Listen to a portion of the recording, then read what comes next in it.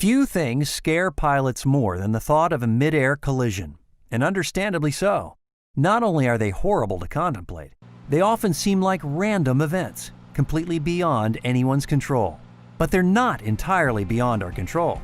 Knowing how, when, and where to look for traffic, and understanding the limits of your ability to spot it can significantly reduce your risk of a collision.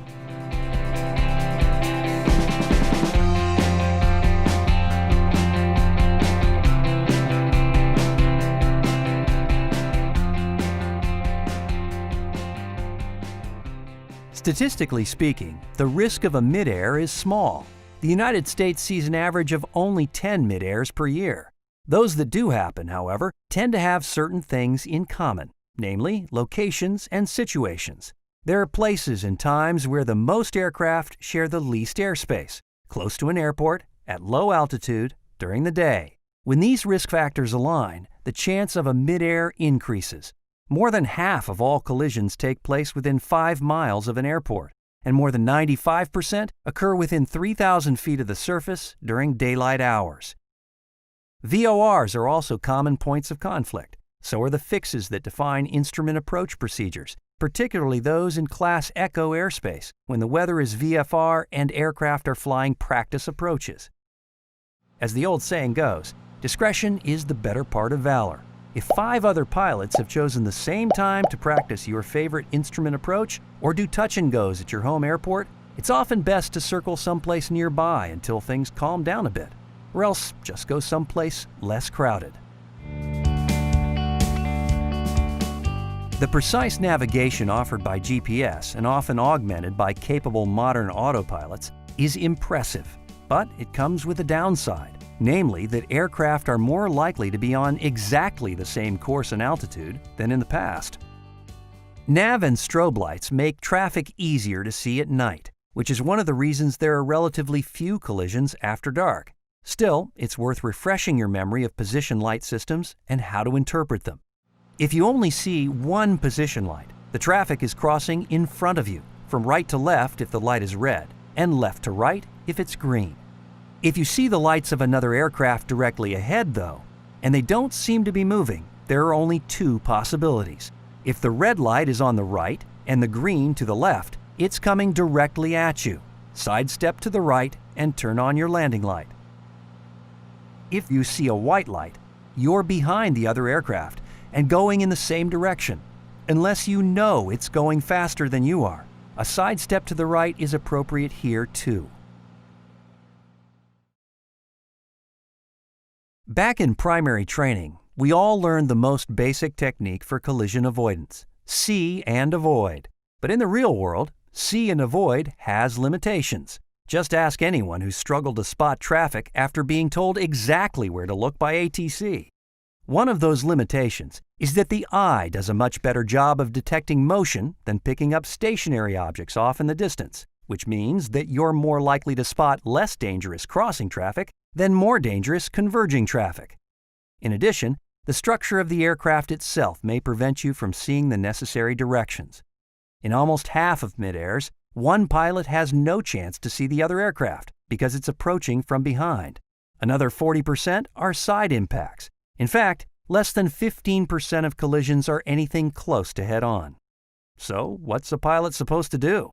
First of all, don't stop looking. The old idea of big sky, little airplane is only approximately true, and not watching for other aircraft won't improve your chances of seeing them. As much as practical, keep your eyes outside the cockpit and scanning, looking at small chunks of the sky at a time. Second, take full advantage of the other eyes available to you.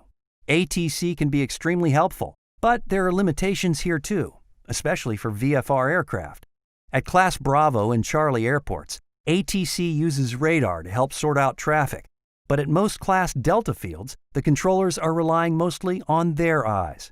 Likewise, flight following is only provided when controller workload permits, so while it's always a good idea to ask, keep in mind that it's least likely to be available when the skies are the most crowded. Pilots often mistakenly assume that controllers are looking out for them anytime they're talking to ATC. But in visual conditions, whether VFR or IFR, pilots assume primary responsibility for maintaining a safe distance from other aircraft. ATC capabilities vary as well. Controllers at Class Delta fields are responsible for sequencing traffic on and off the runways, not for assuring separation. When they can't acquire traffic visually, they have to rely on position reports that may not be perfectly accurate. And regardless of the airport, remember that controllers are human too and sometimes make mistakes. Bottom line, don't get complacent just because you're talking to tower. All things considered, the best way to avoid mid-air collisions is to take a two-pronged approach. 1. Do everything you can to make sure others see you. And 2. Assume that they don't. Rule 1 means making yourself more visible by turning on your lights when you're approaching an airport and entering the traffic pattern. Make position calls at 10 and 5 miles out, when entering the pattern, and during turns, when the aircraft is most visible. Rule 2 is sort of like the old concept of defensive driving. For example, listening can be as critical as looking. Inbound to non-towered fields, check the AWOS and tune into the CTAF at least 15 miles out. Put together a mental picture of where the other traffic is and what runway's in use. That goes for towered fields as well. Mentally allow for the possibility that other pilots are either not talking or are giving inaccurate position reports. Focus your attention on listening and looking, and don't forget to check those blind spots once in a while. Finally, give yourself every possible advantage. Electronic traffic detection systems won't catch everything, but they do spot most traffic. They're increasingly inexpensive and can show traffic on devices you may already own, like smartphones and tablet computers. Properly ADS-B-equipped aircraft can detect all transponder-equipped traffic while you're within range of a ground station.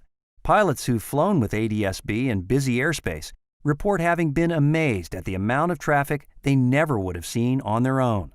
Help from ATC is valuable too. As long as you're receiving radar services, whether under IFR or VFR, controllers will provide traffic advisories and safety alerts. But that's no cause for complacency. If you see conflicting traffic that's clearly going to be a problem, don't wait for vectors from ATC. It's better to take action while you've still got room to maneuver. And if you can't get flight following, monitoring the frequency can still provide some useful tips about other traffic in the area. Above all, never forget that no one system is perfect. Panel mount avionics and portable equipment, ATC radar, and even your own overworked eyeballs can all miss other aircraft. The more of these you have working for you, the better. So remember, make yourself visible, provide good position reports, and listen early to build a mental picture of who's in that airspace. And knowing when and where the collision risk is concentrated, during the day, near an airport, and below 3,000 feet AGL, will keep you concentrating your attention where it's needed most.